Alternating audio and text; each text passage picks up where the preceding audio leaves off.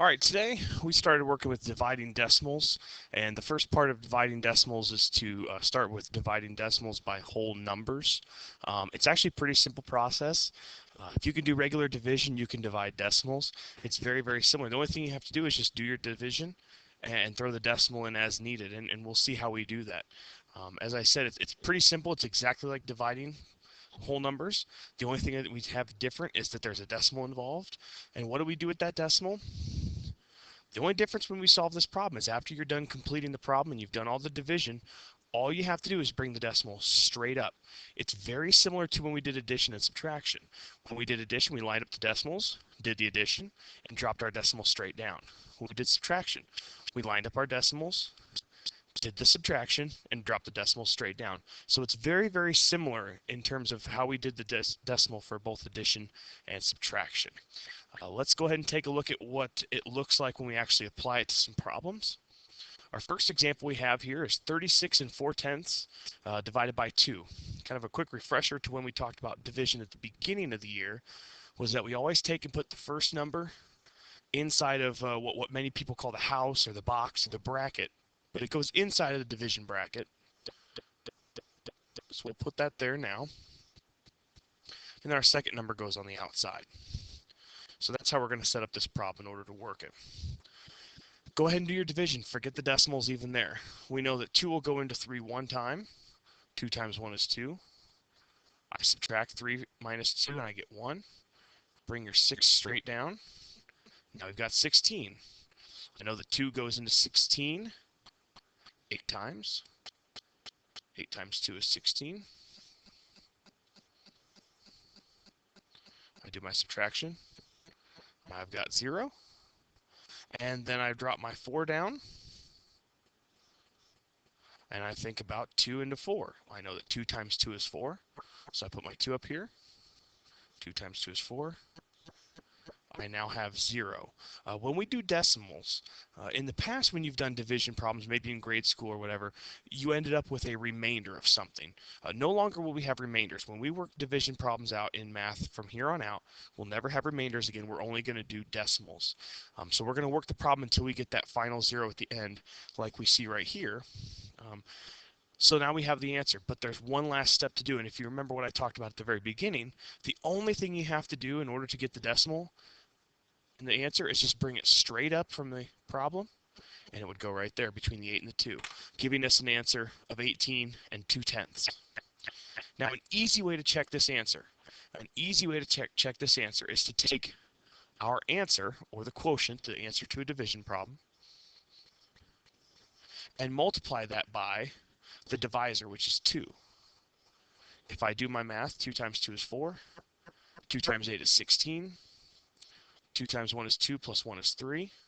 Thinking back to our multiplication rules, there's 1 place behind the decimal in this problem, so there should be 1 down here. And you'll notice that when we do that multiplication, we ended up with our dividend, which is 36 and 4/10. So we know we got it right. You're not required to check your answers by doing the multiplication in my class. I don't require it. You don't have to do it on the homework. But I do recommend that if you're struggling to do that, just because it can help you out. Okay, it's not a requirement, but it's just something that I recommend. If this is difficult for you, give it a shot. All right, fairly simple example there. Let's try another example of how this works. We've got 22 and 2/10, I'm sorry, and that's going to go inside of our bracket. And 6 goes on the outside. I know 6 cannot go into 2, so I have to treat this as 22. And I know that 6 times 3 is 18. So I put my 3 above the second 2 there.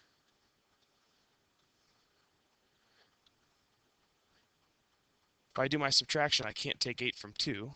So I go ahead and borrow from the 2 there and make it a 1. Give the 1 to that guy. Now I have 12 minus 8, which is 4. And 1 minus 1 is 0. You can put the 0 here. You don't have to. It's not the end of the world. It's just what you choose and what you're comfortable with. Bring down our 2. Now we've got a 42. 6 goes into 42. We know 7 times. 6 times 7 is 42. Subtraction, got my 0. And the last step for this then would be to bring my decimal straight up and put it right between the 3 and the 7, giving me an answer of 3 and 7/10. Okay. Again, we can do the multiplication by saying take our quotient, the answer to the problem, multiply it by the divisor. 6 times 7 is 42. 6 times 3 is 18. 18, 19, 20, 21, 22. We know that there's one number behind the decimal up there, so there's got to be one down here in our multiplication problem. And there you have it. We've got our dividend. Pretty simple stuff. Those are pretty straightforward. Everything matches up nicely, and we're able to solve those pretty quickly. Now, the next couple examples are the exception. Sometimes we might have to do some things a little bit differently in these problems. So let's take a look at example number 3. Example number 3 looks like something we've been doing so far. So we'll go ahead and write it out so we can solve it. 6 2/10 divided by 4. If I start working my problem, I know that 4 will go into 6 one time. 4 times 1 is 4. I do my subtraction, I get 2. Bring our 2 down to make 22. 4 goes into 22. I know it can go in 5 times. 5 times 4 is 20. If I do my subtraction, I end up with a 2 down there. Now, there's nothing left in this problem to do. But remember, I said there's no such thing as remainders anymore. So if we get to a situation where there's still a number down at the bottom, and we have nothing else left to drop down, we have to do one little tiny step, and that would be to fill in a 0 behind this 2. Remember, we've talked about this before in other lessons, that putting a 0 at the very end of a number never changes its value. It just kind of adds a place value to it. So I can bring that 0 now down and include it in this problem. And I know that 4 goes into 20 5 times, which will end the problem. I get 0 down there. I bring my decimal straight up, and I end up with 1 55/100. So there are times where you might have to add zeros here at the end of your problem in order to finish it out.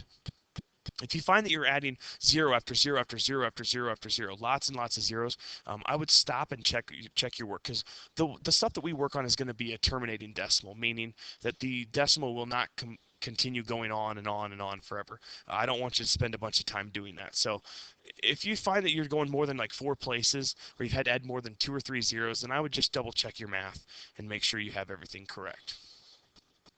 So we might have to add some zeros there. Here's another example of a problem that can maybe give us some fits. If I take and I draw and I write my problem out,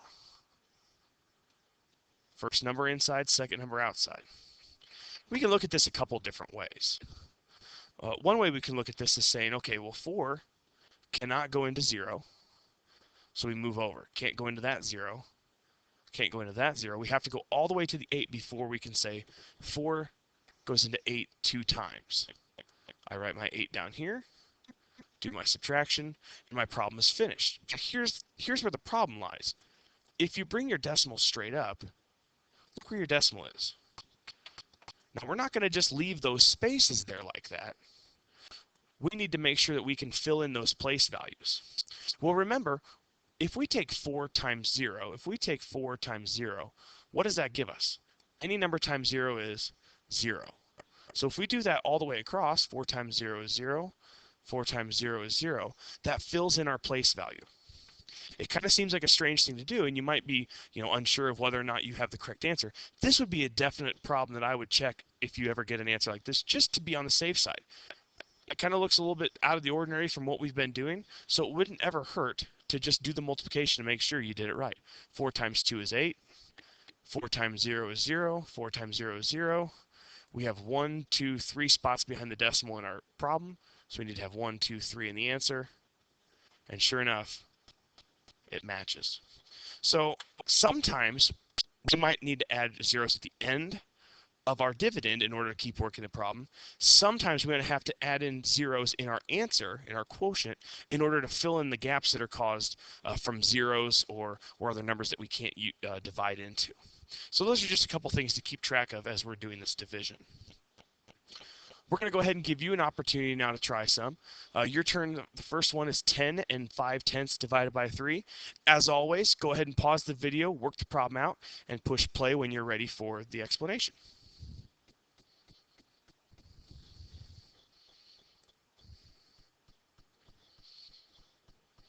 All right, let's see how you did.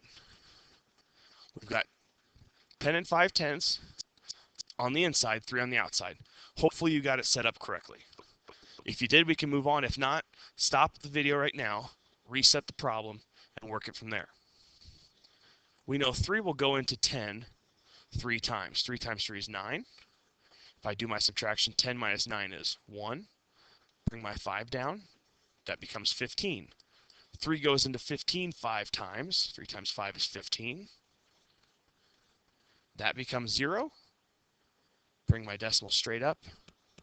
And our answer is 3 5/10. Hopefully you got it right. If not, double check. Where did you make your mistake? Did you make your mistake in the computation, in the division part? Did you make your mistake in where you put your decimal? Look at, if you need to, rewind it, see where you made your mistake, and make the corrections. Here's another option for you to work on. 7 6/10 divided by 4. As always, go ahead and push pause and push play when you're ready to see an explanation.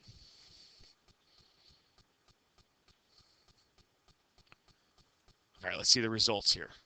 We've got 7 6/10. Those go on the inside. 4 on the outside.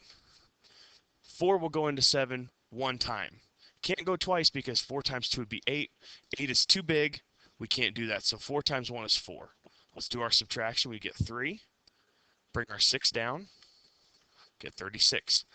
4 will go into 36 9 times. 9 times 4 is 36. Subtract. We got 0. Bring our decimal up. 1 9/10.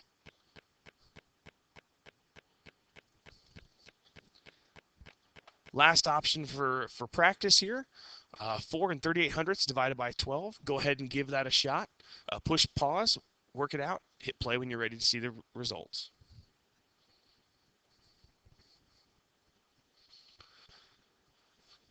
All right, 4 3/800 go on the inside. 12 on the outside. This is a little bit more of a challenge because now we have a bigger whole number than just a single digit on the outside. Let's see here. 12 can't go into 4, so we need to think about it in terms of 43. Remember, if you're ever doing these problems and you need to, go over to the side and say, well, if I don't know what 12 times whatever is to get 43, give it a shot. Write a number off to the side, say, well, let's just try 12 times 3 and see what you get. Work the problem out, and you can see where you're at. Now, can I put more than just 3 in? No, because if I do 12 times 4, I get 48. So doing this on the side of your paper is never a bad thing. It can help you get through the process a little bit quicker. So I know now that 12 will go into 43 3 times, giving me a total of 36. I got to do my subtraction. Don't forget about your borrowing. Borrow from the 4, make that a 3. The 3 becomes 13, and that's a 7. Ooh, now here's a big number. Again, if you're not 100% certain how many times 12 will go into 78, come back over to the side and give it a shot. Notice, we already know that it's going to be more than 4 times. So you can try something like 6. 6 times 2 is 12. 6 times 1 is 6 plus 1 is 7. There's 72. Can we get any closer? No, because if we did 12 times 7, we would end up with 82. So, or 84, I'm sorry. So we're going to have to go ahead and use this one. So let's put our 6 down. Use 72. Do our subtraction. Now we've got a 6. This is another one of those problems that we've run out of numbers up here, but we've still got something down at the bottom. So this is where we're going to fill in a 0. Bring our 0 down and fill that in. Go ahead and work out the problem to the side if you're not sure what it would be, but it's actually going to be 5. 12 times 5 is 60. Subtract, you get your 0 down there, and the last step would be to bring up your decimal and put it in the answer. Hopefully you guys learned something today about dividing decimals by whole numbers. We will continue in our next lesson with dividing decimals by other numbers that are decimals. As always, if you have any questions or any concerns, come in, see me before school, after school, or during lunch. Shoot me an email on Gmail. Otherwise, hopefully you learned something, and we'll see you next time.